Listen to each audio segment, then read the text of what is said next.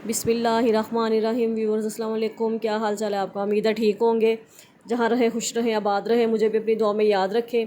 आज मैं बनाने जा रही बहुत मज़ेदार सी प्याज के पकौड़ों की रेसिपी, जो कि बहुत मज़ेदार और बहुत लच्छेदार पकौड़े बनेंगे हमारे, और बहुत मज़ा आने वाला है।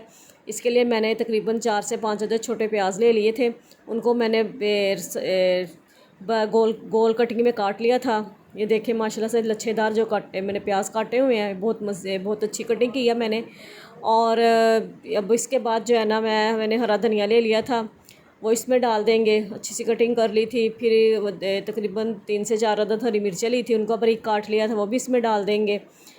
और इसके बाद मैंने बेसन ले लिया था, बेसन को अच्छी तरह से छान के साफ़ कर लिया था।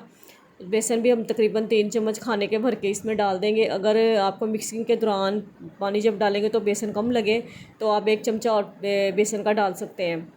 बेसन डालने के बाद मैंने यहाँ अपने स्पाइसेस शामिल किए थे, और इसमें मैंने लाल पिसी हुई जो लाल मिर्च होती है वो डाली थी, और कुटी हुई लाल मिर्च जिसको दड़ा मिर्च भी कहते हैं, हाफ़ चाय का चम्मच पिसी हुई लाल मिर्च और हाफ़ चाय का चम्मच दड़ा मिर्च डाली थी। इसके बाद नमक अपने जायके के मुताबिक डाल दिया था, और 1 चम्मच चाय का 1 चम्मच भर के मैंने सूखा धनिया पिसा हुआ डाला था, और हाफ़ चाय का चम्मच मैंने ज़ीरा पिसा हुआ भुना हुआ ज़ीरा इसमें डाल दिया था।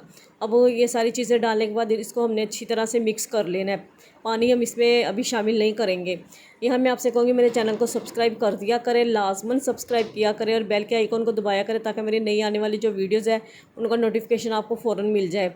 और काइंडली वीडियो को एंड तक देखा करें, ताकि मेरा वॉच टाइम पूरा हो सके। और वीडियो को शेयर लाजमन किया करें, और लाइक लाजमन किया करें, और अपने अजीज़ों कारे में लाजमन शेयर किया करें, फ्रेंड्स में शेयर किया करें।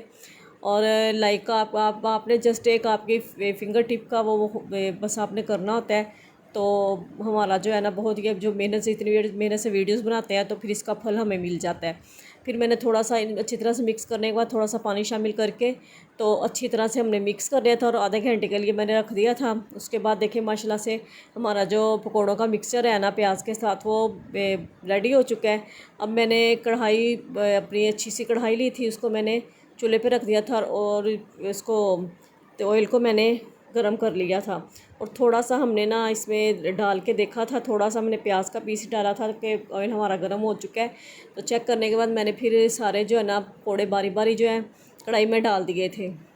और माशाल्लाह से देखे कैसे लच्छेदार जो है ना पकौड़े वो हैं, बने हुए हैं। और आहिस्ता आहिस्ता इतने ज़्यादा लच्छे बने हैं, तो ये मैं पकौड़े कढ़ाई में डाली हुई, तो जो बेसन में से अलग अलग करके चम्मच के साथ डालना भी जो है ना, वो भी बहुत यानी कि एक काम रख रहा है, क्योंकि ये लच्छेदार पकोड़े हैं तो बहुत यानी कि अच्छे बनेंगे। और प्याज का तो आपको पता है, आजकल बरसात का मौसम है, तो प्याज तो इस मौसम में हमारे लिए बहुत ज़रूरी है। और बहुत यानी कि बारिश के मौसम में तो ये इन पकौड़ों का मज़ा ही और है। आप भी लाजमन बारिश की जब हो रही हो तो इनको ट्राई करें, वैसे भी आप ट्राई कर सकते हैं, तो बहुत मज़ा आने वाला है।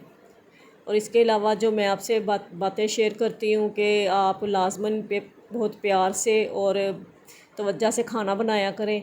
आपका प्यार और तवज्जो और जो इसके दिल लगा कर बनाएंगी, उसका जायका भी जो है ना आपके खाने में आएगा, और आपके जो है ना लज्जत जो है ना दुबाला हो जाएगी आपके खानों की।